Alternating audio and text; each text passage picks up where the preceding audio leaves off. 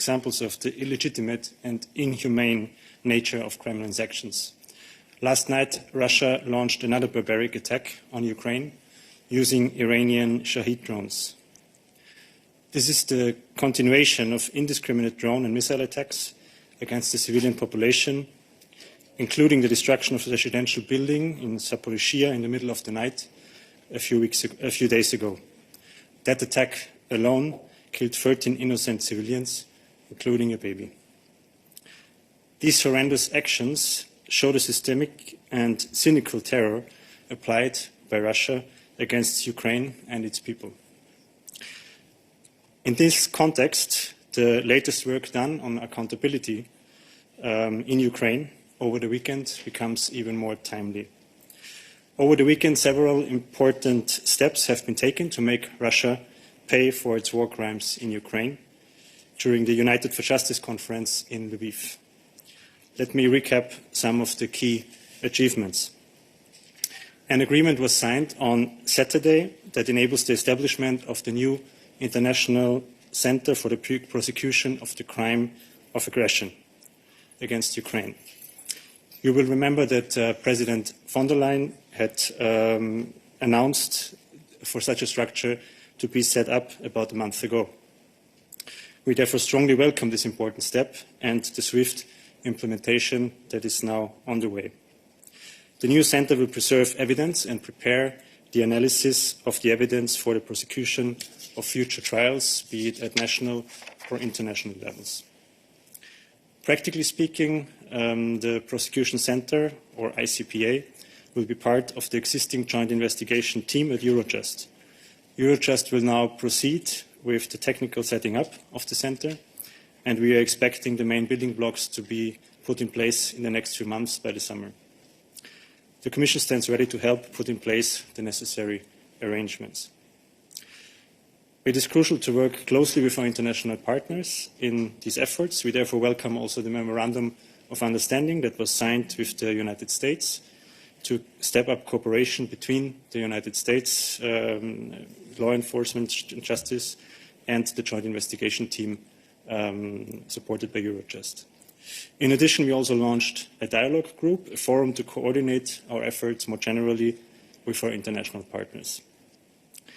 One thing is clear, and we are getting a step closer to it. There can be no impunity for the war crimes committed in Ukraine. Those responsible for the atrocities must be held accountable, and we will do everything possible towards achieving this goal. Thank you. Thank you very much, Christian. To continue, I will pass the floor to Stefan, who has good news on the negotiations concluded this weekend regarding the protection of our seas and their ecosystems. Stefan. Bonjour tout le monde. Moi, j'ai une très bonne nouvelle sur la partie bleue de notre pacte vert. I've got a very good news about the blue part of our Green Deal. On Sunday, an historic agreement was reached on the biodiversity of our oceans. This treaty aims to protect our oceans, to protect against the degradation of our environment, to combat climate change, and to prevent the loss of biodiversity. The treaty allows for the setting up of protected zones at sea on a large scale. This is necessary so that we can have 30% of the seas being a protected area by 2030. For the first time, the treaty also allows for the evaluation of economic activity at sea on ocean biodiversity. The EU and its member states played a key role here. Thanks to the High Ambition programme. And this, as I say, is a truly historic agreement. There will be more information available at our press corner. Thank you. Thank you, Stéphane. Those are all of our announcements for today. Now I can open the floor to any questions you may have. Let me know, please, if you have questions. Mose, I see you're very motivated. Go ahead.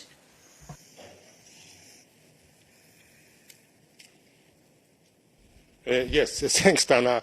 I came, in fact, to ask a question about related to this first announcement by Christian on accountability in the Ukraine war and what happened during the weekend, because we received, as you know, this statement by the Commission President on Saturday about the establishment of this international center for the crime of aggression in Ukraine by Russia. I would like to ask first a very small question. I mean, it's clear that Russia has committed war crimes, and its war against Ukraine, its invasion, is of course a war of aggression. I would like to ask, what about the other international crimes which can be prosecuted by the International Criminal Court in Hague, such as crimes against humanity and even genocide? Will that also somehow be covered by this new center? And if I may, a related question, does it mean that the Commission has finally decided that the future tribunal for prosecution of these crimes will be the International Criminal Court in The Hague? And if so, does it intend, let's say, to initiate, let's say, a vote in the United Nations Assembly on this, asking or advising, I mean, the court to start such investigation and prosecution? Thank you. Thank you, Mose. Christian. Yeah, thank you, Mose, for your questions.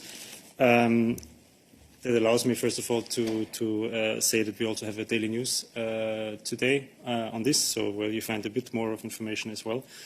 And where it is also explained that, as I think I explained before, indeed, these are efforts now with the International Prosecution Center, and also our suggestion that we have put forward to then work on the creation of a special tribunal, are of course on the background of the legal situation that, as things stand, the crime of aggression practically cannot be prosecuted, which is the crime that the crime that goes after the highest political leadership and military leadership, cannot be prosecuted without the agreement of Russia in this case, or without the agreement of the UN Security Council. This is why we had proposed at an earlier stage, and there are these options papers that you will remember that we have put forward, and which are further being discussed with the Council, to come up with another solution and go in the direction of a special tribunal. Having said that, we strongly support the role of the International Criminal Court. Let me also remind that the ICC is also part of this joint investigation team and has joined it, that is supported by Eurojust. So there is close cooperation ongoing, and of course all these crimes that you mentioned can be and should be prosecuted by the International Criminal Court as it is foreseen. But specifically for the crime of aggression, where there are these legal and practical difficulties to avoid impunity, we have been working in this direction, and this is why it's an important step to set up this International Prosecution Center for this purpose. Thank you, Christian. Susanna, is it about the same topic? No. Oh, then let's stay with this. Are there any other questions about this? Yes, Ksenia has the hand up in the system. Go ahead, Ksenia.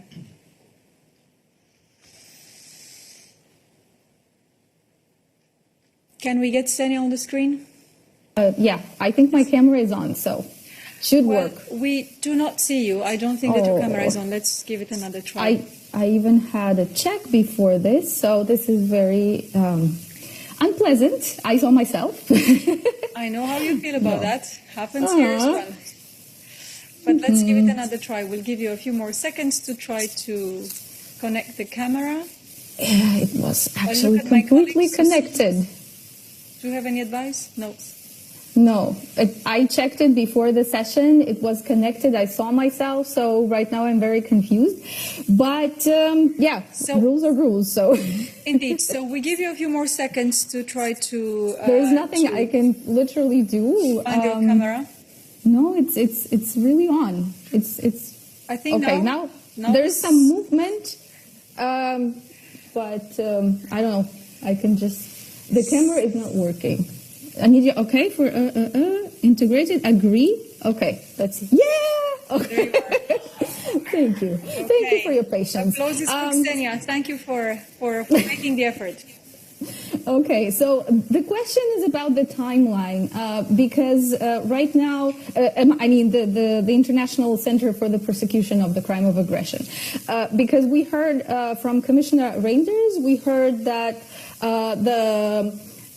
it was supposed to be in function by July, and now Christian mentioned that the first building blocks would be up within the next 2 months, so by the beginning of the summer. Can you specify a little bit what are these building blocks and how it's supposed to actually start working, and from which month, more or less, or date? Thank you.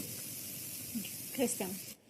Yeah, as you know, it's always difficult with such things that you do for the first time to give an exact time frame. That's why we have said by the summer. Commission Reinders has made it a bit more concrete, maybe, with July, which is also summer. So I wouldn't want to now go into a more detailed explanation of the time frame. This is something that is a high priority, and where I'm sure everybody involved and also Eurojust is working with high speed to make it work. I would refer you also to the press release that Eurojust has put out over the weekend, which gives you a bit more details of what they are doing and preparing. What has happened now is that, if you want, we have, so to speak, the legal basis, or with the signatures, to set up this structure, and now this is being done practically with arrangements being made for prosecutors that would work in that context. But as I said, you maybe take also a look at the communication of Eurojust, and stay tuned. Thank you, Christian. Are there any more questions about this topic? Go ahead, Rafaela. Very much. Just to specify, who will have access to this kind of database? Just countries, prosecutors take part in this center, or also from third countries then? Thank you. I think that's a question I would say that is best to check with Eurojust at this stage, if it's already clear. But in any case, it is in the context of the existing joint investigation team. So that already gives you a hint, but I would not want to now, give too much information of some details that might still be being set up. Yeah. Indeed, Eurojust is better placed for this one. I think that Ksenia now has a follow-up question. Let's try to get her. Yeah. I'm sorry to say, Ksenia, now we have the image, but we don't have the sound. So try to sort that out. I did not change anything. Now it works. Now it works. Okay. Okay, thank you. So I think, Christian, you mentioned 2 building blocks. I just want to know, these building blocks, are you referring, I mean, I'm pretty sure you're not referring to concrete buildings, but maybe you are. So could you please give us a little more detail on that fact that you mentioned? Thank you.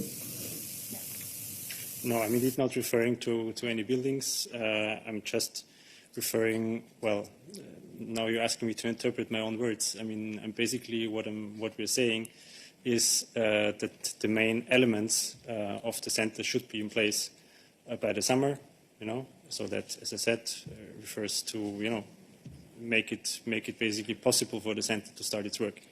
But I'm not going to go any further than this now. This is work in progress. Yeah, in this preparatory work so that the center is fully operational and operationally active by the summer. Mose, go ahead. Thanks, because now I also have a very quick follow-up question, because from your answers, Christian, you get the impression that, as you said, this is the very first or important step. And then the question is, can this new center, which is going to be established now, and in these buildings and so on by the summer, can that be seen as the embryo, let's say, of the future special tribunal for prosecuting these crimes? Thank you. Well, I would say it is an important step in this direction. Of course, because before you can bring cases before court, you need to prepare them and have investigations and prepare a prosecution. Yes, so in that sense, it's an important step in this direction. Thank you. We have a few more questions in the chat. I think David Price has a question on that as well. David, is the question about this subject matter? Yes, indeed. David Price, Your Democracy. There's one... We lost David, sound and image. We try to recover him. It's not working. Okay, so he disappeared from our systems. We give him time to come back, and in the meantime, I can take other questions. Susanna was first. Hello there, Suzanne Lynch, excuse me, from Politico. I have a question in connection with the EU Ombudsman decision to open an inquiry into flights taken by senior European Commission officials. Is that yourself, Donna? That's okay. That's for Balázs. Okay. But first, we give time to Christian to move. Yeah.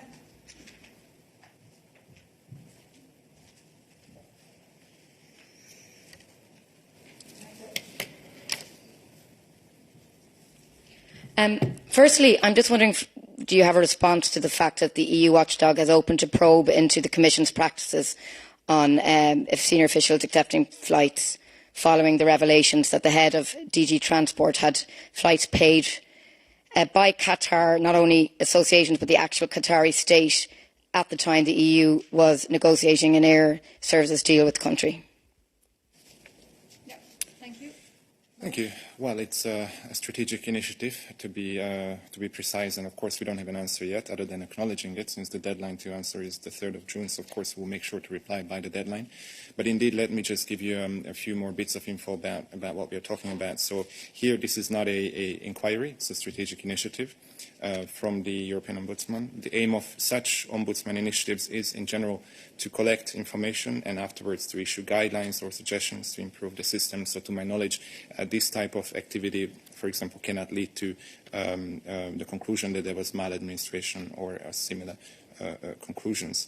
We also note that Ms. O'Reilly is committed in general to helping the EU institutions and bodies to improve their accountability, transparency and ethical frameworks, and this strategic initiative comes in this context, and of course we'll collaborate and reply by the deadline of the 3rd of June.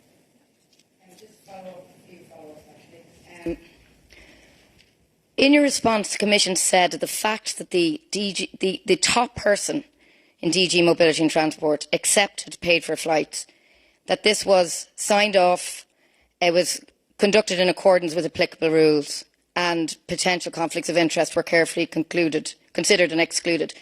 What is the justification? How can the Commission say that there is no conflict of interest when the head senior official overseeing transport in the Commission was that his department was overseeing a deal with the country? How is that not a conflict of interest, or on what basis do you make that assumption? Yeah, indeed. So you're very right. So the rules are very clear. Whenever there is a third party proposing to cover part or the entirety of the cost implied by a mission performed by a member of the Commission staff, there has to be two things done. On the one hand, there has to be a clear analysis on whether or not there is a potential conflict of interest, and any support received from a third party has to be declared in an internal system. Now, to be more specific, who conducts the analysis in question? This will depend on the person at hand. It's a different person for me, it's a different person for the Director General. Now, when it comes to the Director General, as head of department, he is in charge of assessing whether there is a potential for conflict of interest involved in the mission that we are talking about. So in other words, he himself is the authorizing officer who is supposed to conduct this analysis. This is the procedure. This analysis was conducted, let me finish.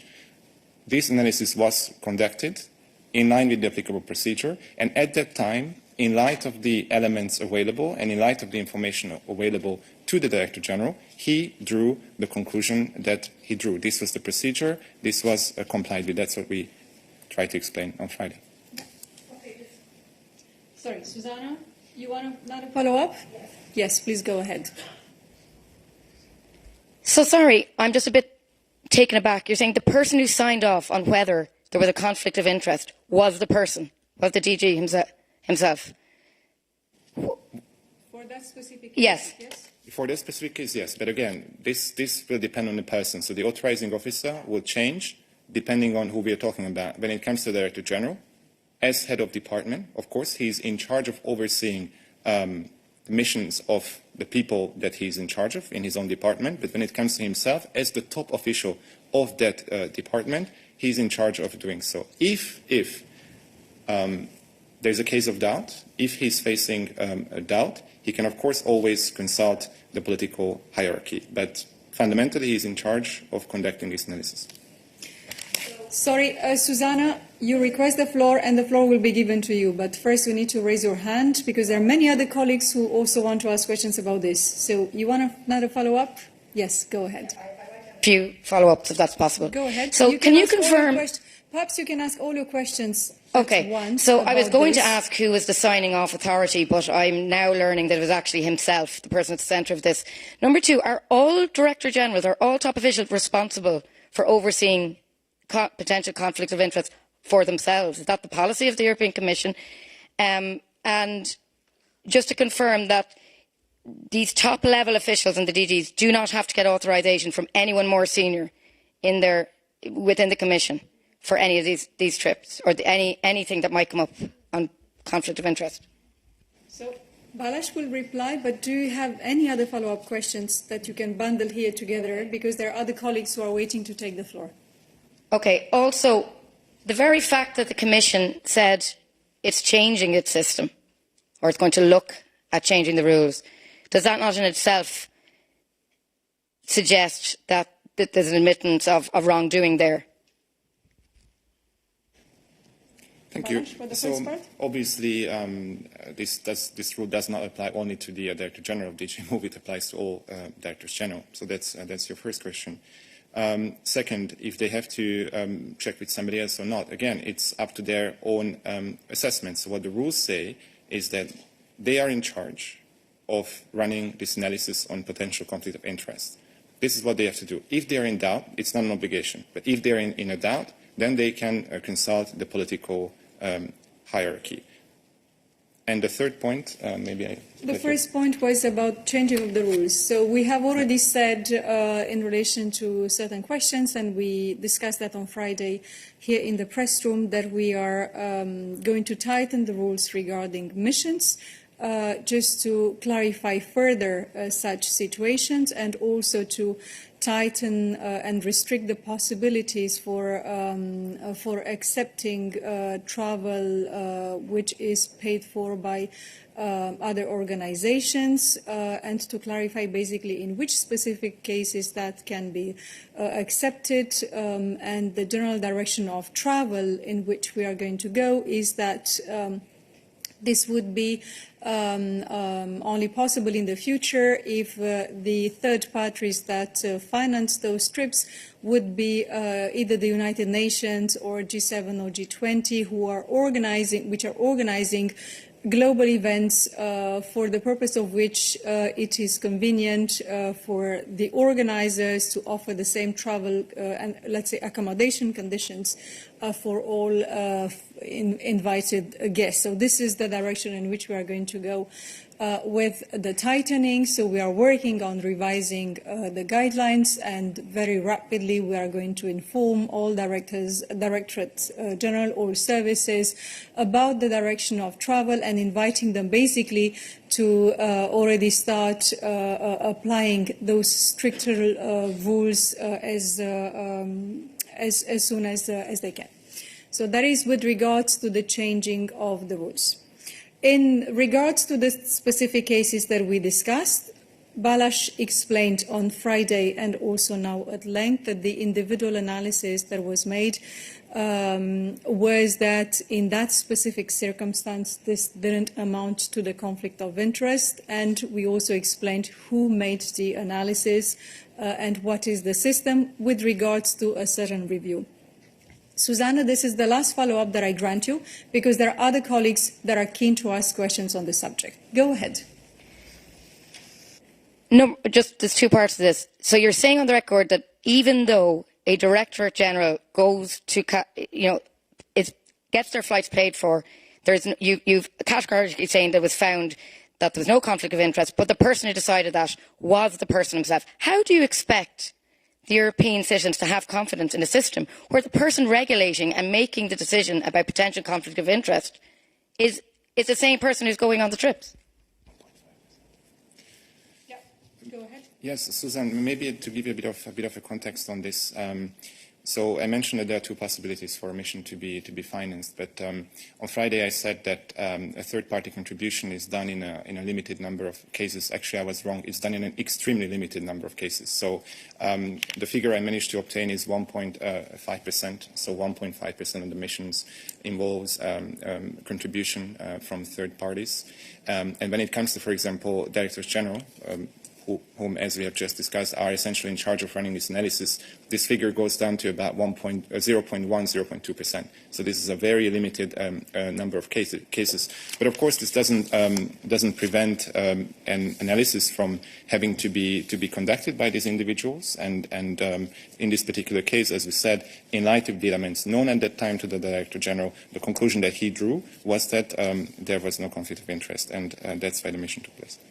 And an additional element to add is that in that very limited number of cases when missions are paid for or their financial contributions from other parties, most of those take place in the EU member states in relation to events organized by the presidencies, for instance, or other member states or conferences where those guests were invited to speak. Right, there are other questions in the chat, so I would like to turn to them. So please now only keep your hands up in the chat if you have questions about this subject. I see a few of them up. Yes, Oliver, go ahead.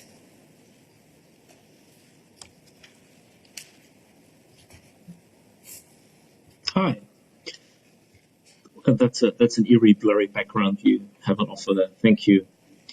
I'd like to reiterate my question from Friday. I've never been to Doha, but the internet and its internal wisdom told me that it takes 6 hours and 50 minutes non-stop from Brussels to Doha. So I presume unless he jetted away very early in the morning and came back very late in the evening after a fairly short meeting with his Qatari interlocutors, he might have spent a night in the Emirates. I'd be interested in who paid for that and how much it cost. And in light of your confirmation now that Mr. Hololai actually authorized himself to go on these trips, wouldn't it be, in your view, in the interest of the public, but also in the interest of full transparency and the Commission's reputation, to publish his own assessments this ethical assessment you referred to that actually led to him flying for free. Thank you. Thank you so much. Balázs, details about that mission? Yes, so since the mission was in Doha and not in Abu Dhabi or Dubai, we are not talking about the Emirates, but Qatar.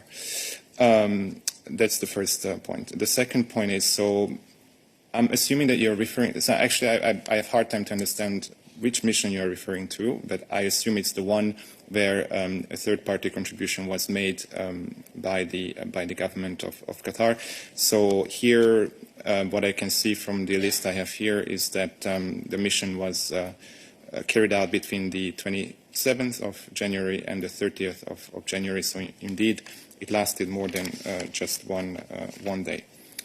As for the documentation, when it comes to excluding conflict of interest, if you have any documentation on this, this is essentially an administrative procedure which has to be carried out in an internal system. So I don't have at hand any sort of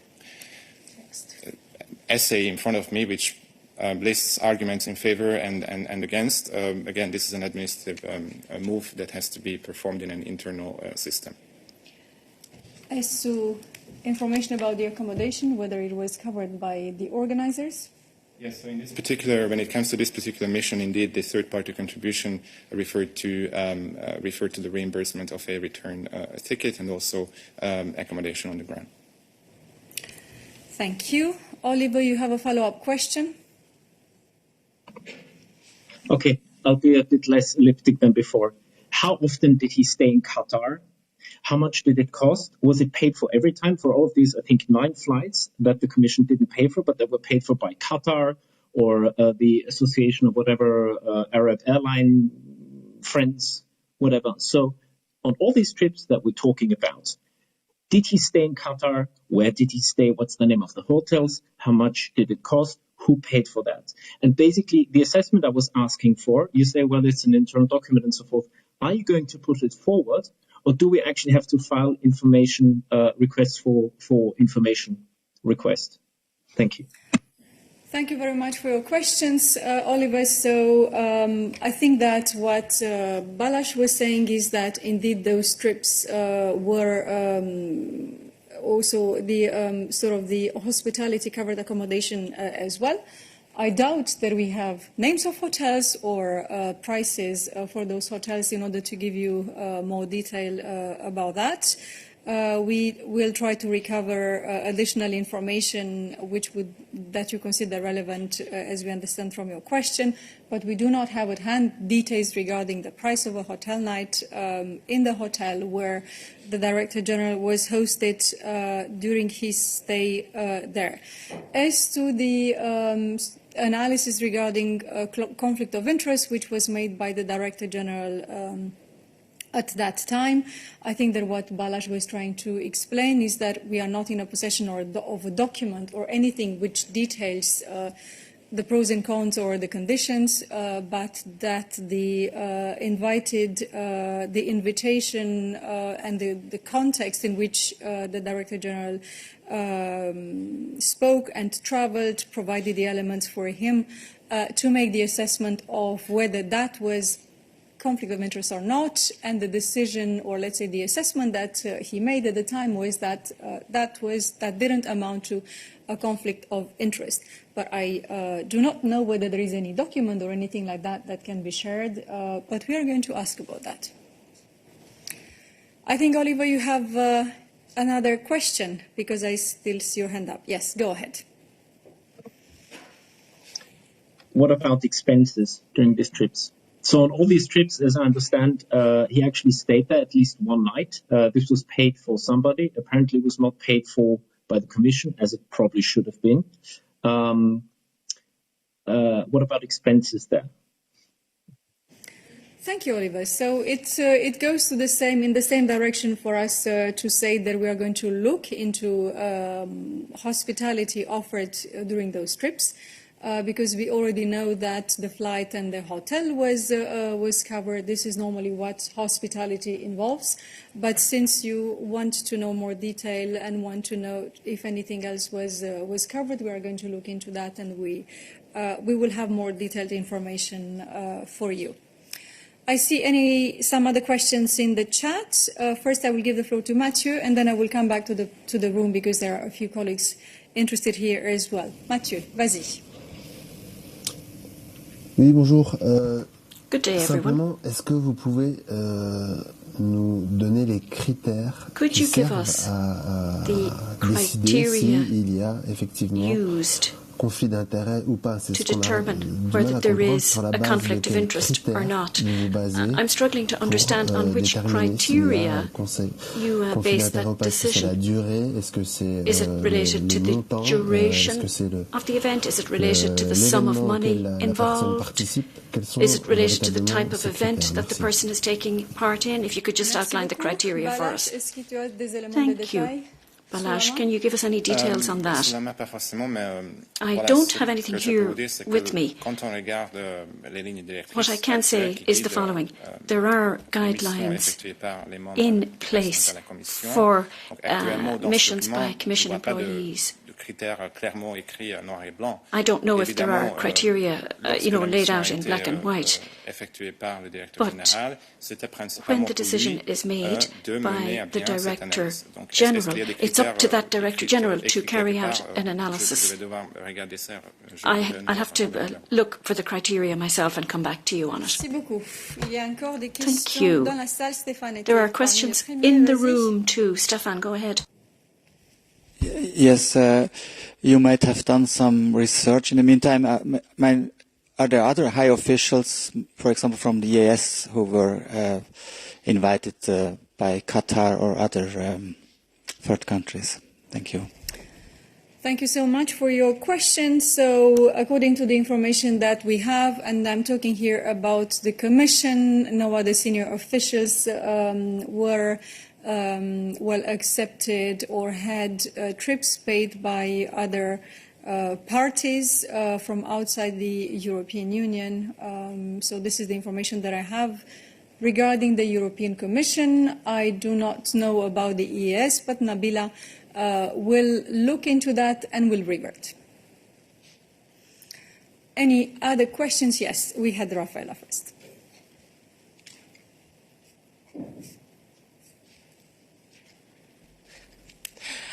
Thank you.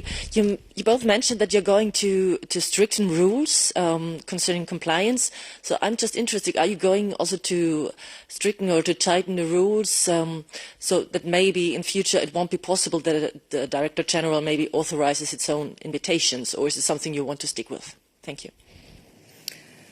Thank you. Balázs, do you have any information? We are in the process of now strengthening the rules, so not all elements are known to us today, but this is a process which is ongoing. We could already offer information with regards to how we are going to conscribe and to restrict the number of cases in which that can be accepted altogether. As to the process of authorization, perhaps Balázs, you already know more? Yes, so there's a broader context here, as I tried to explain on Friday. So the revision of the guidelines actually started back in November, initially because of essentially the greening strategy of the Commission, how to apply that to the mission guidelines, because the last mission guidelines were actually published in 2017, so it was time to review them. In the meantime, considering the developments that occurred, notably towards the end of the year, we thought that it would be appropriate to add an additional dimension. And so not only bringing in the green aspects, but also looking at, for example, how a conflict of interest is prevented through when it comes to contributions by third parties to covering mission expenses. This process is going to take some time still. We are looking at early summer. However, the elements that Dana has elaborated will go into effect with an immediate effect, essentially. So the very aspect that you are raising, we are looking into, of course, into that too. For now, what we have is what Dana has announced. But again, the process will run until the summer, so that gives us the space to incorporate additional dimensions as well in the analysis. Thank you. There are also, what you need to understand is that basically the Directors Generals are the high echelon of the management of the respective DGs and of the administrative budgets. But of course, part of this review, we are going to look into the analysis of such conflict of interest. But anyway, if you exclude or if you reduce the cases in which free airline tickets, for instance, can be accepted to the United Nations, G20 or G7 already, you reduce the sort of the spectrum of cases where a potential conflict of interest can occur. So if that is the case, if Commission staff can only accept free tickets if it's in the context of events where the costs are covered by G7, G20 and the UN, I believe that the idea of a conflict of interest is already very, very, very much reduced. Rafaela, follow up. Thank you. But it's not just about flight tickets, it's more about the modus operandi that someone is allowed to authorize his own invitations. So therefore, with all the Qatargate going on in the Parliament and the Commission with a reputation for the European Union, do you think it's still appropriate or is there a need to revise this kind of process? As I was saying, and as you were both saying, this is the system is also looked at in the process of revising, let's say, the guidelines for our missions. Indeed,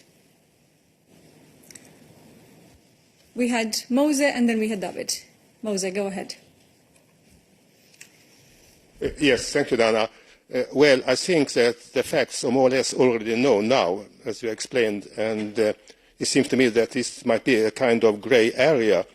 But the question is, why do I at all have to tighten the rules? Because wouldn't it be self-evident already now that a person cannot assess his own status on this, in this area about a potential conflict of interest because he is himself, let's say, it concerns himself.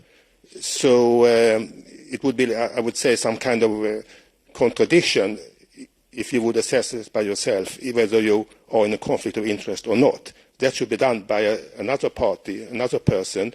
And in this case, I would expect that the Director General would have possibly asked for the advice of his own internal auditor, because every DG has an internal auditor. So even if it didn't formally, let's say, violate any rules, but still he surely showed a very bad judgment if he himself, let's say, made this self-assessment, and there is always no, and well, that is the question. I mean, is that not obvious from the very start that you can't do that by yourself? Thank you so much for the question, Mose. I think that both Balázs and Mies explain that basically, indeed, the first instance of the first layer of analysis on whether there is a conflict of interest resides indeed with the person herself in the case of a Director General, because he or she is the highest administrative echelon in the Commission, but that the persons concerned are ought to flag and to discuss and to seek advice with the political level of the Commission in case of doubt. So it would be incorrect to say or to stay at the level of saying that the Director General authorizes his or her own missions and that's it. There is this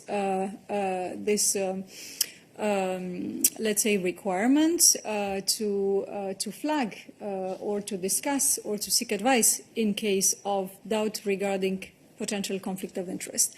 But indeed, as we said, first of all, by tightening the rules so that only contributions from the UN, G20 and G7 can be accepted, already you exclude or let's say you reduce considerably the risk and the possibility of having a conflict of interest situation, because by definition, any such contribution from a third party other than an EU government in relation to a presidency or those three organizations would be excluded. So I think that this is already a very important element of clarity and of making the rules stricter. David.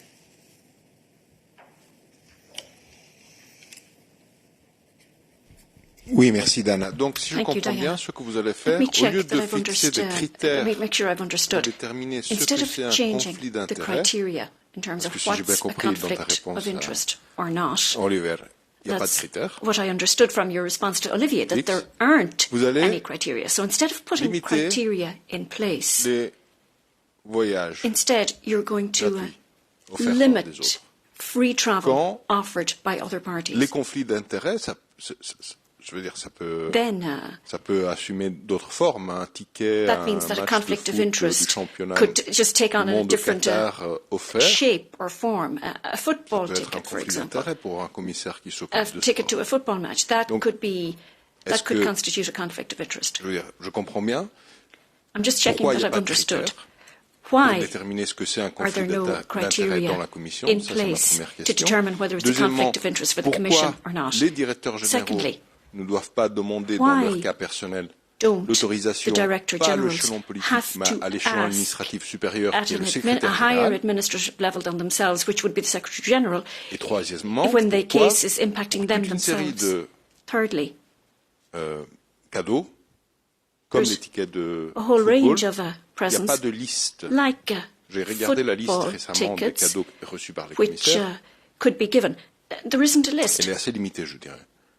Donc, there isn't a list of what's allowed and not allowed. Those are my three questions. Pour les questions, David, et je pense qu'il Thank faut you pas for the mélanger les questions, choses. David. Now, let's not get things mixed up here.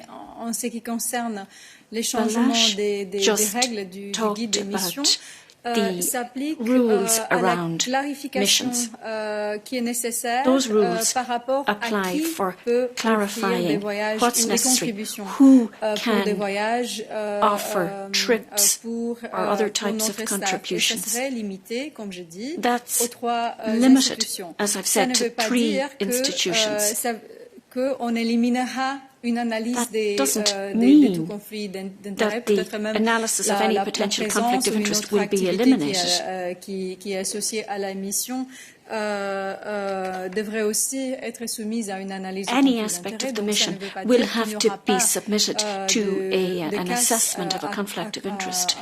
It's not just about ticking a box on this analysis of conflict of interest. I thought what Balish tried to say was that not that there are no criteria, but however, in the specific case of ticking a box for a mission, there weren't any specific criteria rather in place for the mission in question. But there are general provisions of the Commission on conflict of interest, which are quite wide-ranging and cover a number of situations. We're not just talking about ticking a box. In the case that we're talking about here, there were no specific detailed criteria that we can share with you. Now, your third question, David, was about missions and gifts that might be offered. As you know, the members of the college, and by extension the senior managers of the Commission, all, in fact, of the Commission staff, if we receive a gift, there are very clear criteria on whether it can be accepted or not. It has to be declared, and it's determined then whether the gift can be kept or not. Now that goes beyond missions. It might be a trip. You might get a gift of some kind. There are very clear rules as to whether you can accept that gift or not. There is a register, a gift register. So there is a system in place, a clear system on gifts, on accepting gifts. Balash, anything else you'd like to add? Article 11 of the statute deals with the conflicts of interest. That's the provision that we would be looking at. So, what Balázs is saying then, for specific information on a mission, for example, an assessment has to be made as to whether there was a conflict of interest or not. There isn't necessarily specific criteria attached to that type of mission. But overall, at the Commission, there are provisions on what constitutes a conflict of interest.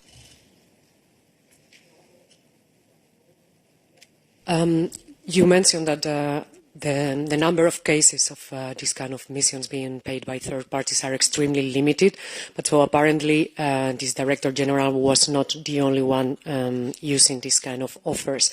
Would you be in a position to share with us a list of other EU high-ranking officials who benefited by missions paid by third parties? Thank you. Thank you so much. We can definitely look into that. So I also said that according to our knowledge so far, no other Director General or Deputy Director General, so higher echelon civil servant of the Commission has benefited from travel paid by other third parties since the start of this mandate outside the European Union. So that I can already tell you. So the very limited number of other trips that would be included in the statistics that that Balázs provided would be conferences inside the European Union. But we can look into that. Susanna. Thank you. Just a point of clarification. So you mentioned there that there is a requirement to flag or discuss or seek advice in case of doubt about potential conflict of interest. Is that set out in is that a legal requirement? And does it go to the Commission President? Does it go to Ursula von der Leyen herself, or who would proffer that advice in that situation? Well, it's in the guidelines, so it's not a legal requirement. It's a guideline. It is an option for the individual in question to resort to that opportunity. It's not an obligation. The assessment is to be conducted by the person concerned, but if doubts arise, then there is this possibility. But again, it's up to individual assessment. And the guidelines are not more specific than that. They mention political authorities, so they don't go further. Susanna, you wish another follow-up? That would be the last one, and then we go to other topics. Do you think that the Director General in question here, Henrik Hololai, should resign? Thank you very much for the question, Susanna. So, as we said so far, based on the information that we have, everything which was linked in relation to those missions was in line with the rules applicable at the time. Right. David has another question. Is it about that, David? Or is it your initial question that you wanted to ask when you didn't have a connection? Let's see.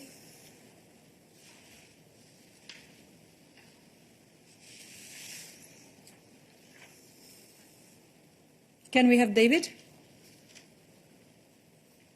It seems, yes. Hello? Okay. Yeah. Yes.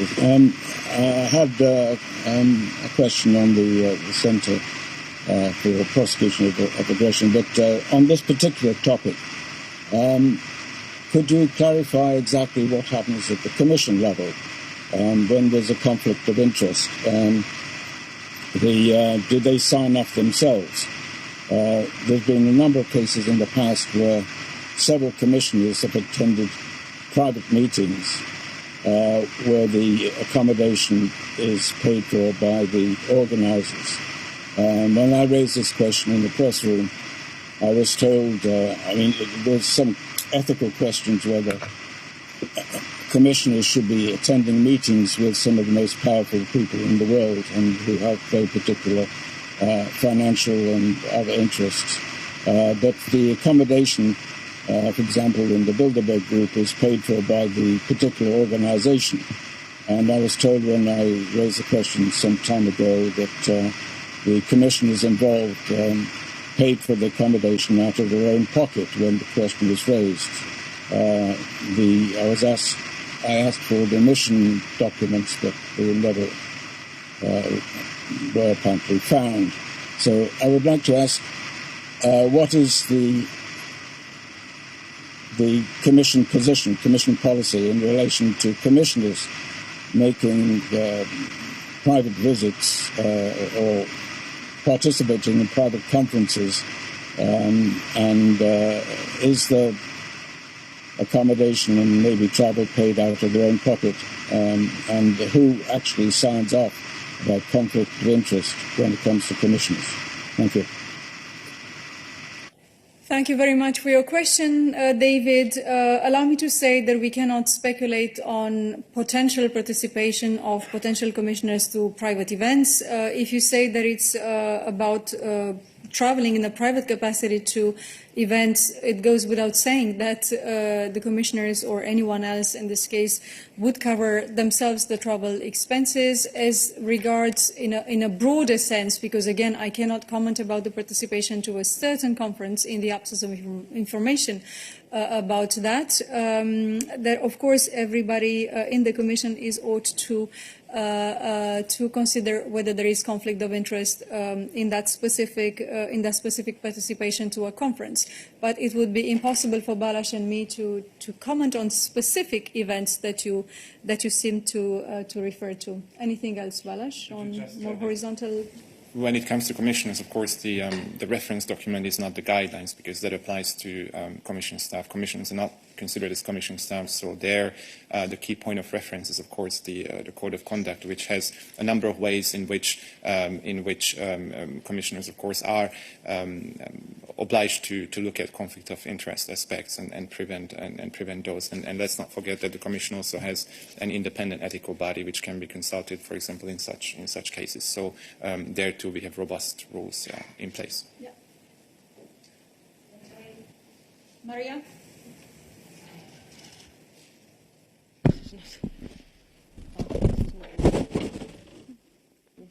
Thank you. Can you hear me? Yes. The President of the European Commission announced that experts from Commission and the European Railway Agency will travel this week to Athens.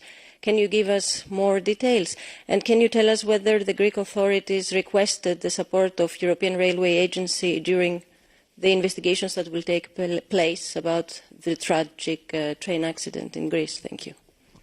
Thank you so much for the question, Maria. So this would be something which is rather for Stefan in relation to the agency in particular.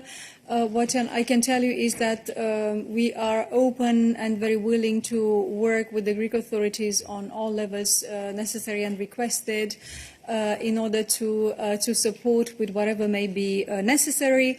I can draw your attention to the fact that the President had this morning a phone call with the Prime Minister where they discuss, of course, our openness to cooperate on this, and it's in that framework that a team from the European Commission and from the Railway Agency will travel to Athens to look how we can advise, share know-how and support in any other ways with regards to a modernization of railways as would be considered necessary by the government, and in particular with regards to any safety elements that may be relevant there. But Stefan. Thank you. Then I think you've asked whether the Greek authorities requested assistance from our Agency for Railways, from ERA. I understand that indeed this was done. I also refer to the phone call of the President, so which is one of the reasons why, of course, as Dana has explained, that we don't only stand ready to help the Greek authorities with this, but a mission will be sent to Athens with colleagues from the European Railway Agency and Commission experts. Thank you. Yeah. We don't have more details at this stage, but we would be very happy to share as soon as we do. You have a follow-up question. Me? Did the Greek authorities actually requested for support by the European Railway Agency? Listen, I'm not aware of the direct contacts between the Greek authorities and the European Railway Agency. You may wish to contact the European Railway Agency for that. What I can tell you is that in the phone call between the President and the Prime Minister, the idea was discussed indeed that there would be a group of of experts from the Commission and from the agency that will travel together. We are, of course, in touch ourselves with the European Railway Agency about this, but I cannot give you any details of any direct contacts between the Greek government and the railway agency itself. What I can tell you is that in this phone conversation this morning, the idea of going together with the European Railway Agency was indeed discussed. Maria, a follow-up. Yes, thank you. I have a follow-up regarding the new technology system for the rail safety, ERTMS, which was supposed to be in place in all the countries in Europe until 2020. However, Greek authorities announced delays in March 2022, so 2 years after the deadline, and the European Commission accepted to postpone the ERTMS deployment in Greece from 2020 to 2023, so on some sections of the network. Why is that? I mean, how do you justify this? Thank you. I don't think I'm in a position to give lots of detailed information. I can indeed say that in May 2022, the Commission had accepted justified requests from the Greek authorities to postpone the dates for making ERTMS operational on the 3 so-called 10T core network corridor lines, namely the Acharnes-Gefiris line from 2020 to 2022. Also on the Titorea-Acharnes line from 2020 to 2023, and the Domokos Palaiofarsalos Thessaloniki, sorry for the absolutely awful pronunciation, where we had an postponed from 2020 to 2023. According to information shared by the Greek authorities with the Commission services in January 2023, the ETCS level 1 line is under construction with completion envisaged for 2023. So yes, requests have been made, are checked by the Commission, and this is for now what I can say on the assessment which was made there. Thank you very much, Stefan. Are there any other questions about this matter? I see a few hands up in the system. I will want you to only keep your hands up if they are about this topic. I see Maria in the system. Hello, and thanks for the floor. Actually, 2 follow-ups on Maria's questions. The first is, if I'm not wrong, last week, Adalbert, answering to my question, said that the Greek authorities should send a request from ERA. While I had a contact with ERA, and they told me that till Friday afternoon at 6:30 there was no request by the Greek authorities. So it is crucial for us to know when this request was sent, if it was sent, or it was a decision taken during the phone call between the Greek Prime Minister and the President. This is the first question. The second follow-up is if you could provide us the reason that the Greek authorities shared with the Commission for which there was a postponement of the implementation of the ETCS system, and why the Commission accepted this reasoning. Thank you. Thank you very much, Maria. So, as I said, with regards to the railway agency, we are not in the middle of contacts between government authorities and the agency, so I cannot tell you, nor can Stefan, of any direct contacts between the government and the agency, but I warmly invite you to check with the agency for the latest information, as you mentioned that you have checked on Friday. What I can only confirm is that indeed we are ourselves as a Commission in touch with the railway agency, and we are committed to provide our joint support, and this is why we are going to travel to Greece. Our experts are going to travel to Greece to discuss with the government about modernization and the improvement of safety on Greek railways. But I cannot give you any information regarding direct contacts between the government and the agency. On the second part of the question, Stefan, what can you add? Yeah, on the second part of the question, I'm also not in position to share much more information. We received requests following delays to postpone. What is maybe, however, important is what my colleague Vele had also said last week, that the problems related to the management of the railways, railway projects, are acknowledged by the Greek authorities, who agreed to a series of reforms, indeed, to be carried out in the coming years, which is why the Resilience and the Recovery Fund includes a milestone according to which the European Rail Traffic Management System, the ERTMS, shall be fully deployed on the PATEP network by the third quarter of 2023. So this is an important milestone in the context of the modernization of the network. Thank you. Yeah. Thank you, Stefan. Is it about this, Mose? Go ahead. Okay, thank you. Sorry for taking the floor again, but I just have two very brief follow-up questions. One is, can we expect that these experts from the Commission or from this Commission's agency will participate in the official investigation by the Greek authorities of this tragic accident? And secondly, is it reasonable to say that if that equipment would have been installed in time, this accident would have been prevented? Thank you. The first part of the question, what I can tell you or what I can repeat is that the experts from the Commission and from the Railway Agency will travel to Athens to work with the authorities and to provide our technical support on the modernization, including the improvement of safety. So this is what this mission will be about, to lend our technical support for modernization and, of course, crucially, with regards to safety. The investigation is a matter for the national authorities. Anything to add to the second? No, indeed, as Dana said, the colleagues and experts will be there to see how we can help, to map support, to map what we can do. And as Dana also said, the investigation itself is fully in the hands of the national authorities. Thank you. Thank you very much. Any other questions about this?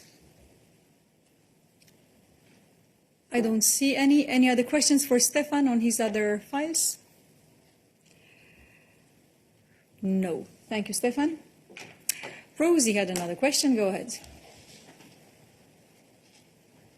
Thank you very much, Rosie Burchard for DW. I'd just like some more information on President von der Leyen's trip to Canada and the United States. First of all, in Canada, I believe there's to be discussion on critical raw materials. Can you give any more details? And secondly, for the Washington trip, there's only an announcement for activities on Friday, but I believe she's already arriving on Wednesday. So do you have any other details you could share on what the President will be doing there? Thank you. So what I can say further to what we discussed here in the press room on Friday is that indeed the President will be discussing our cooperation on anything that is related to clean tech and also raw materials during her trip to Canada.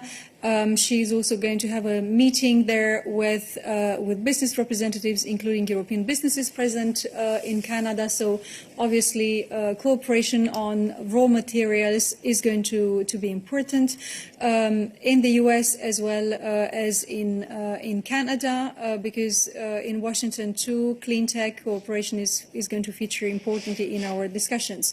And of course, the US and Canada are important partners for us in terms of cooperation on raw materials, both on the sourcing of raw materials, but also on the processing of raw materials. This is all I can tell you at this stage, but I would be happy to provide further readouts as the meetings go on. No, I have no other details on activities on Thursday, and I don't have at the top of my head the exact hour when the President will land in the US, so I cannot tell you exactly what else, in addition to to traveling is foreseen for Thursday. I see a couple of hands up in the system with additional topics to address. So first of all, Gérard, go ahead.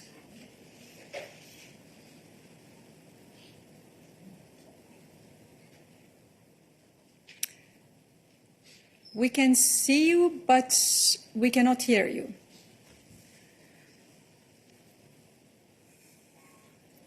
And there is nothing we can do about it on our side, so please check your mic sources.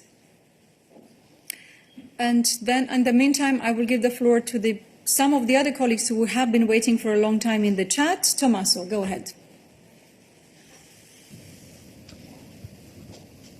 Yes, good afternoon. Many thanks for the floor. Tommaso Galavotti in Kronos, Italy. It's just a question for competition, because here in Italy, Cassa Depositi e Prestiti announced yesterday a public offer for, along with the Australian fund Macquarie, for the network of TIM, the former Telecom Italia. There's another offer out there by the US fund KKR. I mean, competition is quite an important aspect of this offer, because it might raise questions. I wonder if the Commission has anything to say about this. Have you been contacted by the offer, also by the bidders, also in an informal way? Many thanks. Thank you. Hi, Tommaso. I'm afraid you know already the answer. We have no specific comment. This transaction has not been notified to us, and as you very well know, it is always for the parties to notify transactions that do have an EU dimension. Yep. Short and sweet. Any other questions for Ariana, as she is now on the podium? All the hands went down promptly, so thank you, Ariana. And then let's open the floor to other discussions, other points that you may have today. I still have 5 people in the chat who've been waiting for a long time. Angela, go ahead.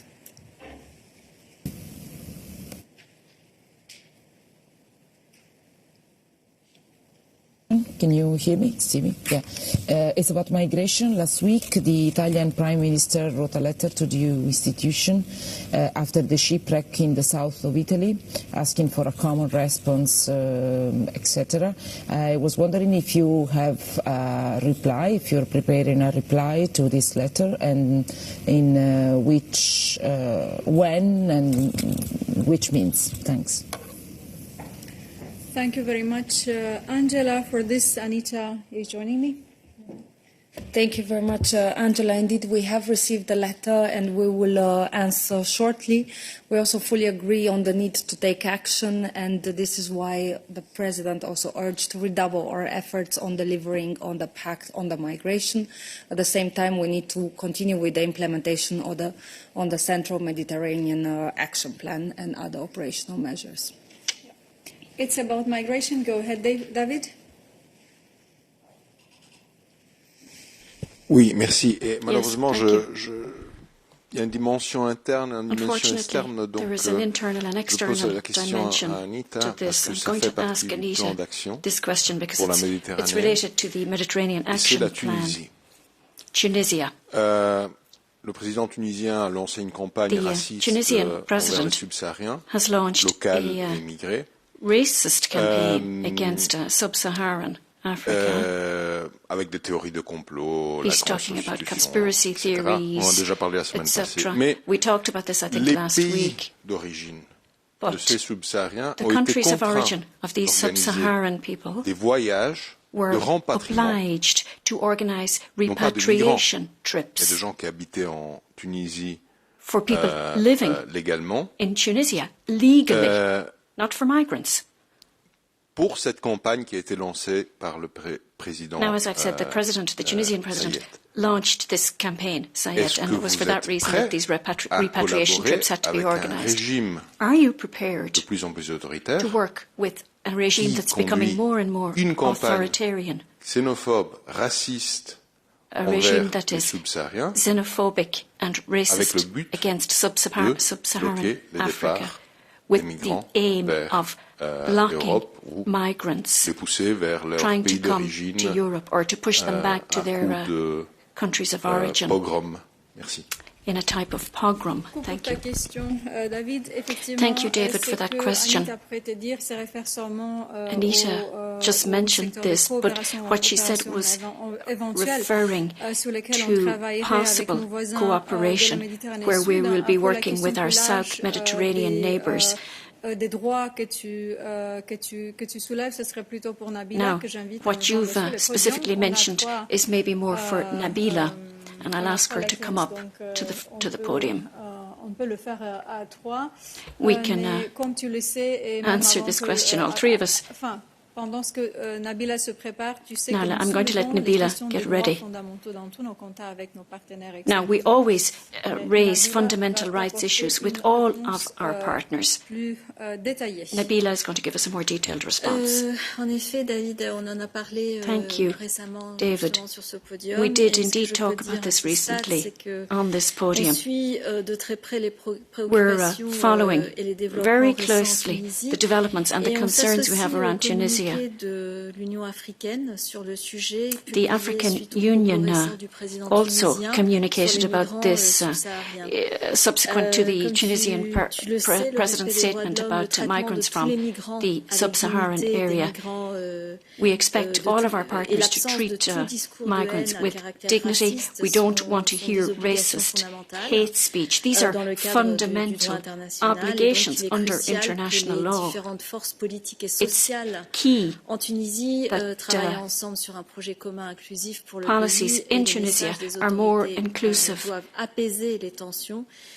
Tensions there need to be mitigated. The country is facing a difficult economic and social situation. The country is undertaking reforms, particularly in migration. Thank you. David, follow up.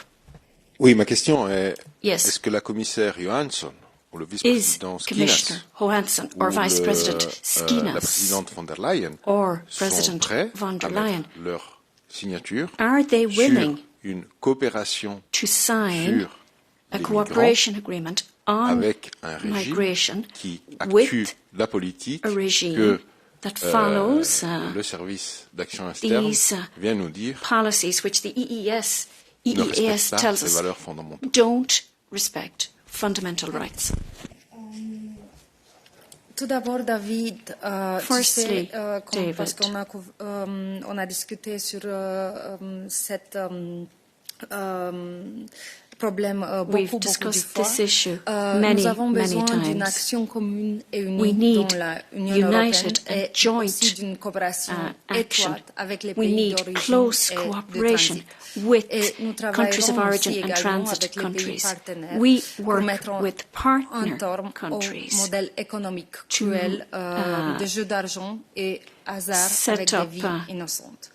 to set up a system where innocent lives are not put at risk. The Commission has intensified its efforts to reduce irregular departures and reduce the loss of life on the EU borders. We've proposed in our action plan a number of actions. These actions aim to set up cooperation with the agencies of the UN and with partner countries. As Peter explained the last time, we do want to work with Libya and with migrants arriving from Tunisia and Egypt. We know, for example, that Libya is still the main country of departure for migrants, but it's closely followed by Tunisia. Egyptians, Tunisians are leaving from these places. That's why we set up this action plan with measures dedicated to working with all of our partners. qu'on peut prévenir les départs irréguliers. To provide assistance and to prevent irregular departures. Follow-up, David. Je comprends pas pourquoi tu peux pas me répondre. I don't understand why you can't just answer yes. On va signer avec un régime yes, raciste. We will sign this agreement with a racist regime. Pour éviter que les migrants partent pour l'Europe. We will work with them to make sure that migrants don't leave to come to Europe. Pourquoi tu peux pas répondre oui? Why can't you just me say répéter chaque fois yes, chaque fois que je te fais une question, tu me répètes. Every time the same thing when I ask this question. Because, David, you have to look at things in a more nuanced manner. As Anita just presented, she talked about the objectives that we have for our cooperation with neighbouring countries on migration, Tunisia and other countries. But as part of our cooperation, we raise the issues of rights, and that's something that we will continue to do. That will be a thread we will continue to raise in our discussions with these countries. Now, if you want to have simple answers to questions, I think you need to understand how you're asking them. We work with neighbouring countries. We need to work with them. But we always emphasize the importance of fundamental rights. We emphasize that with neighbouring countries and other countries too on issues of migration. That's the answer I'm giving you. Sylvia. Thank you. It's also on immigration. It's not on. It's on Greece. El País newspaper, my newspaper, has published today an investigation with Greek media that says that in the past few years, over 20,000 migrants have been illegally deported from Greece back to Turkey, and there were many denunciations of money being stolen, mobile phones, etc., to the migrants before being sent back to Turkey. I was wondering if given that Greece is also one of the countries that are pushing harder for a harder stance on migration, if you're aware of any of this kind of situation that many NGOs and human rights commissions have already denounced, maybe not in these numbers, but there are several reports on that. Second, how could this affect to the debate, that it's pending debate on migration that we're hoping to see in the next council, I guess? Thank you. Thank you. Sylvia, you know our position when it comes to the need to ensure efficient border management. This must be firmly rooted in the respect of fundamental rights, including human dignity. So I'm underlying this, and the principle of non-refoulement. And also the member states need to respect their obligation under the asylum acquis and international law. When it comes to the specific point you have raised, I'm personally not aware of this, but I have indeed read it just now.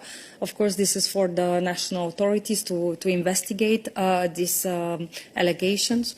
And also, in terms of the Commission, we have engaged with the Greek authorities in a close contact with them concerning allegations also over the past years.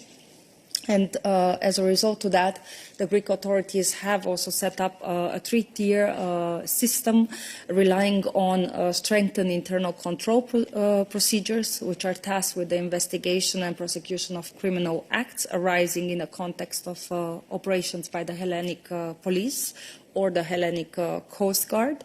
And as far as we are currently aware, there are investigations ongoing.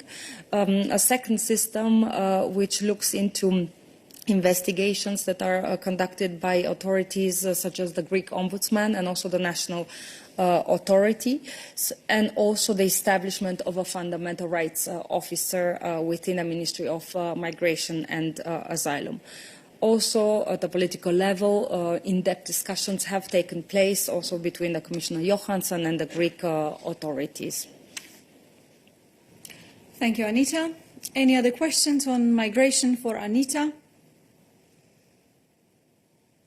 Yes, Gregorio, go ahead.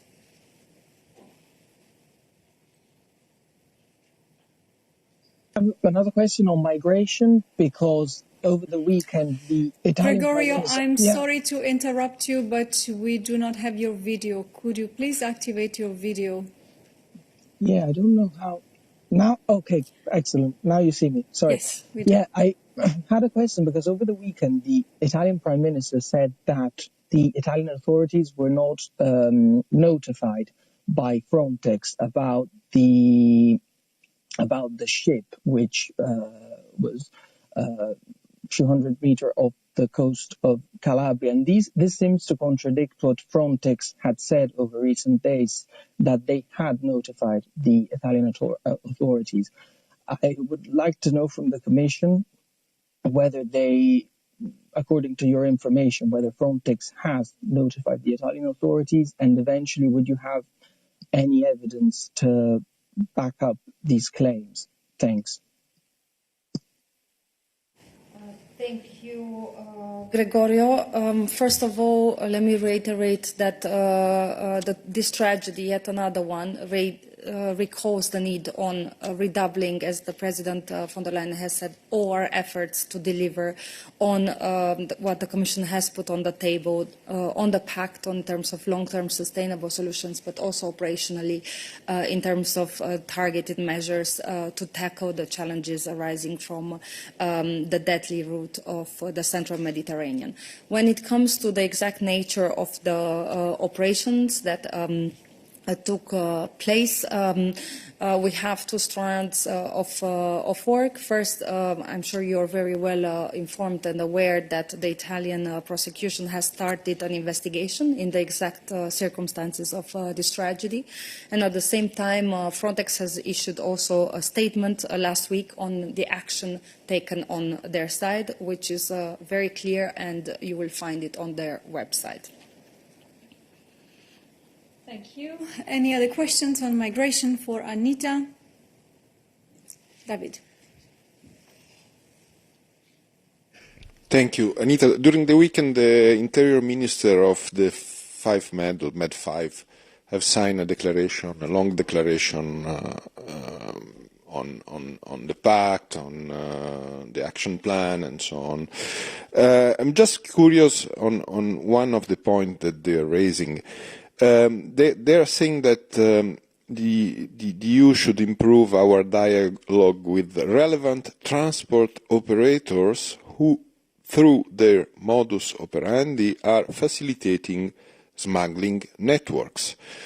It's quite clear that they are talking about the NGO vessels, and I'm wondering if you share their view that the modus operandi of the NGOs vessels is or are facilitating smuggling networks. Thank you. Thank you, David. You put an important question to a very complex situation, which is the same, and which shows that if we don't tackle the solutions and the causes, the root causes that are creating this situation, we will be faced with tragedies on and on. So in terms of our commitment on search and rescue, that we have covered it very well. It is for the member states to ensure this. At the same time, from the Commission side, we have said it also multiple times that the situation is complex, that there is a need to ensure a very close cooperation between the NGOs, between all actors involved, and this is why we have also proposed to revive the Search and Rescue Contact Group, which brings together national authorities, NGOs and actors involved. And indeed, we also consider that it is important to have a cooperation which is very, very close in terms of search and rescue. Thank you. Lorenzo, on the same topic, I take it. Yes, I actually have the same question. Do you think that NGOs are doing something that they shouldn't do, that they are facilitating the smuggling of migrants, that they should go away, they should stop sailing, going on in the sea where the migrants are possibly passing and drowning sometimes, like it happens in Italy. Do you think that the NGOs should go away? Do you think that the NGOs should stop doing their job, looking for people that are in the need of being saved at sea? Thank you, Lorenzo. I think from our side we have been always very clear. We need to always ensure that lives are being saved, and there is a legal obligation to save lives. At the same time, we need to recognize, as I said already before, that the situation remains very complex. There are certain rescue events that often occur without cooperation or interaction amongst actors involved. So there is room for mutual commitment to work jointly and to accept each other as contacting parties. And this is why the Commission has continuously reiterated that there is an imperative to rescue and ensure that the safety of life is respected, also independent of all the circumstances that have led people in this situation. But yes, overall, we need order and we need a framework of cooperation and dialogue between member states concerned and NGOs. Thank you very much. Anita, any other questions on migration today? I don't see that, so thank you, Anita. There were a few other hands up for other questions. I wonder if they're still motivated and if they're still waiting to ask their question. Yes, they are still there. So then let me try to get again Gérard. Perhaps in the meantime we can hear him.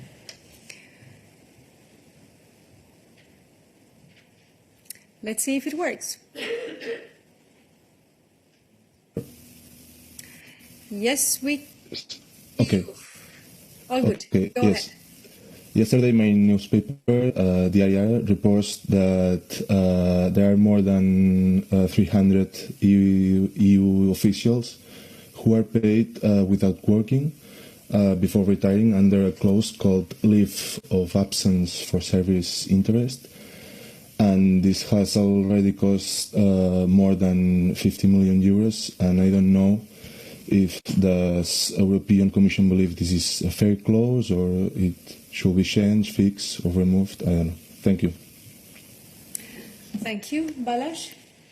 Yes, indeed. So we are talking about here Article 42 of the staff regulation, which of course was incorporated in the staff regulations in 2014 when it was last reviewed. Again, it was decided by the Parliament and the Council, as is usually the case with the staff regulation. So what are we talking about here? We are actually talking about here a possibility to leave the service, not only the Commission, but any institution, linked to organizational needs, which is motivated by the acquisition of new competencies within the institution. So, in short, this article allows for the possibility for staff members to essentially leave the Commission, but this cannot be earlier than 5 years before their retirement is due, and at least after a period of 10 years in service. Now, these individuals can then be replaced by colleagues who then have skills which are more necessitated by the changing environment. So the whole thing is about allowing the institutions to employ those people that have the skills that match the requirements and the changing environment of the day. What I can add is that the financial dimension of this article is set out in Annex 4 of the staff regulations. So we see that the basic salary is only maintained for a period of 3 months, and then we see a gradual decrease going all the way up to the maximum period of 5 years that can be spent in such a status, if you like. Thank you very much. Any other questions for Balázs today? Yes, Anita, I understand your question is also for Balázs, so go ahead. Good afternoon. Thank you. I would like to ask about the negotiations between the Hungarian government and the European Commission. In the last weeks, the Hungarian government withdrew the government members from the decision-making boards of the public interest asset management foundations to ensure their access to European funds. Are you satisfied with this change? Will it be enough to get access to Erasmus funds? And one more question, do you have further specific expectations regarding to this foundation from the Hungarian government? Thank you. Balázs? Yes, thank you for this question. Allow me to provide a short update. So if you recall, on the 15th of December, the Council took a implementing decision with regard to Hungary under the conditionality regime. Specifically, when it comes to public interest trusts, two concerns were highlighted by the Council. On the one hand, a concern was formulated as to the presence of senior political executives in the boards of these public interest trusts. And on the other hand, it was also mentioned that there continue to be some weaknesses when it comes to the regulatory framework, which is meant to eliminate conflict of interest in this particular context. So in the meantime, of course, we have been in close contact with the Hungarian authorities, and we have received a proposal from them to remedy this situation, and we are looking at this proposal very closely. Of course, there are continuous exchanges between the two sides. We will continue to work together with the aim of resolving this issue. As a next step, for example, Commissioner Hahn will receive Tibor Navracsics of Hungary on the 8th of March here in Brussels, which will be the next occasion to have a thorough look at where we are. Thank you, Balázs. Any other questions for Balázs? I see that David's hand is up in the system, but I wonder if it's for Balázs. But I don't see any other colleagues interested in the room or in the chat, so I'll give the floor to David. I had my hand up for a follow-up on the question of conflict of interest and ethics. When you have a private meeting with some of the most powerful people in the world, the industrialists, the financiers, and also politicians and intelligence heads of intelligence agencies, and the commissioners give a formal speech. I've requested in the past that these speeches should be published, and I'm wondering whether any revision of the policy is now possible, and that we can get copies of speeches of commissioners in these private meetings in what to some people look like cartel type of operations of powerful people. So if it's a private meeting and we have a commissioner there, can we have the speeches that they give there? To my knowledge, David, it is at the discretion of commissioners at this point in time to decide what speech gets published and what speech doesn't get published. I'm not aware of any legal obligation at this point to do so. So these are the comments I could make on my side. Yeah, indeed, in relation to private meetings, we would keep it at that. Anything else for Balázs today? Not the case, thank you. And I think that Ksenia has her hand up for another question, so let's take that.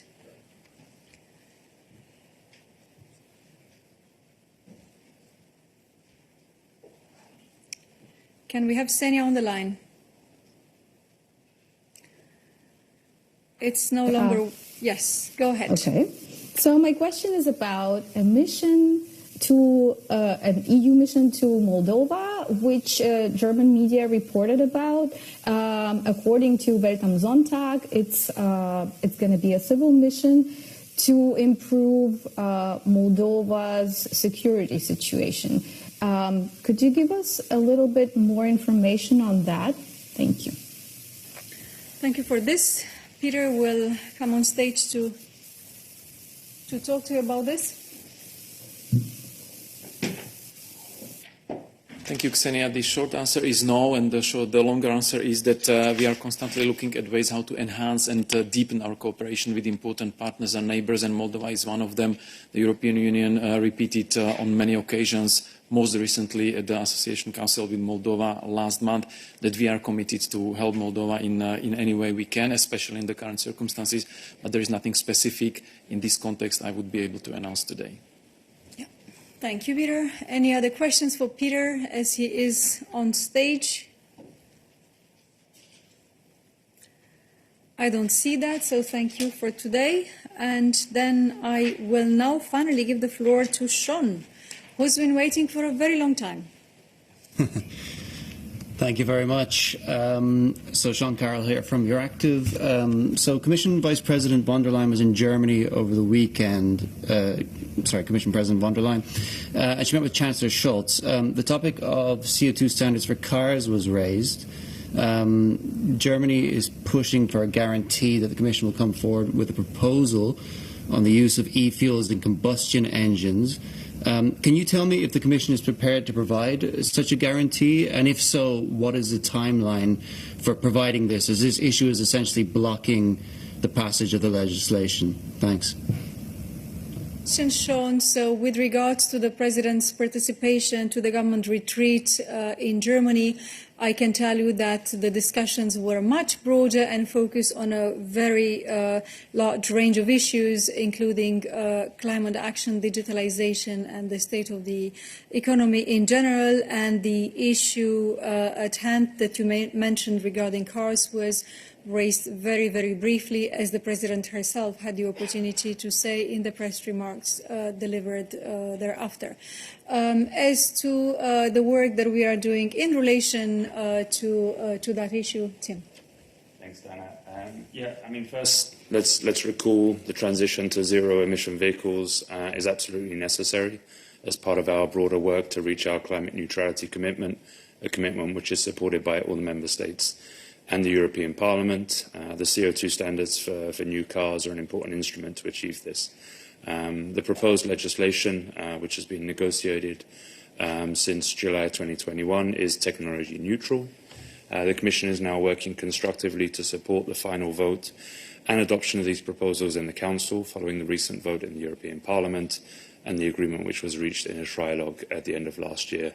As Dana says, the President discussed this issue shortly over the weekend in Germany, and our contacts continue at all levels to get this proposal over the line as quickly as possible. So that's really all I can say for now. We're working on this issue.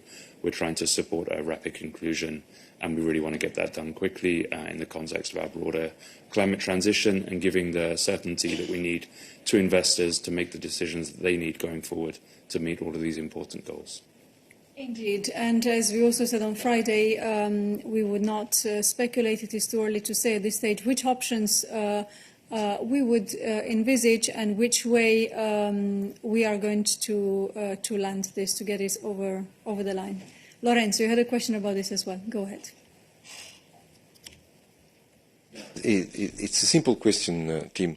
We know that there are some recitals that actually mention the possibility of having e-fuels, and is it possible that without changing the regulation that has already been approved by the Parliament the agreement between the three institutions, is it possible that just working on those recitals, with engagements from the Commission to implement them, that we still have, since the proposal was technologically neutral, that we still have after 2035 internal combustion engines with zero emissions, because this is the problem, no? Zero emissions. If the fuels are zero emission, then the proposal is technologically neutral, so we can have those engines if somebody wants still to build them. Is it possible? I think, Lorenzo, I mean, I'm not going to go into details of what is possible. I mean, in terms of the text which has been agreed and the recitals are there, the Commission, as always, faithfully implements those going forward. There's the review clause in there to keep a constant track on how we're going towards 2035 and help the industry and help society make that transition. But in terms of specifics, I really can't say at this stage, what will be necessary to push this over the line. Yep. Thank you, Tim. Any other questions about this? I see that David's hand is up again, but I wonder if it's about this or not. So, David, let's see. Go ahead.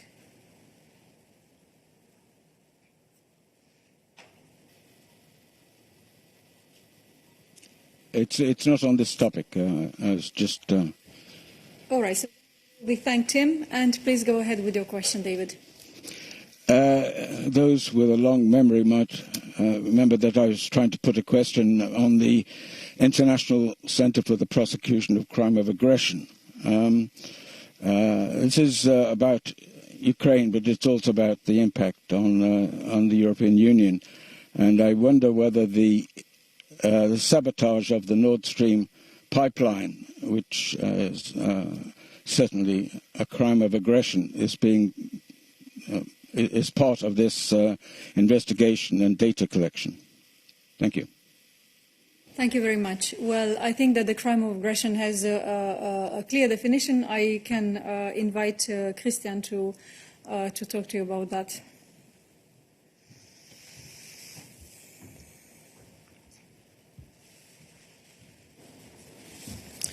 Yeah, thanks, David. No, the crime of aggression is about war crimes committed by the highest political and military leadership by a country.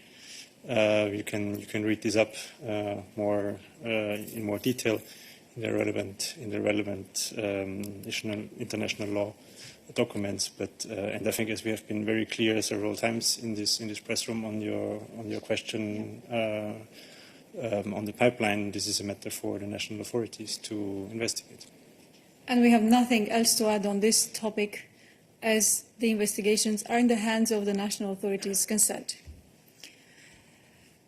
All right, I think that with that we exhausted all the questions that we had for us today. Thank you so much for an engaging midday briefing, and see you tomorrow.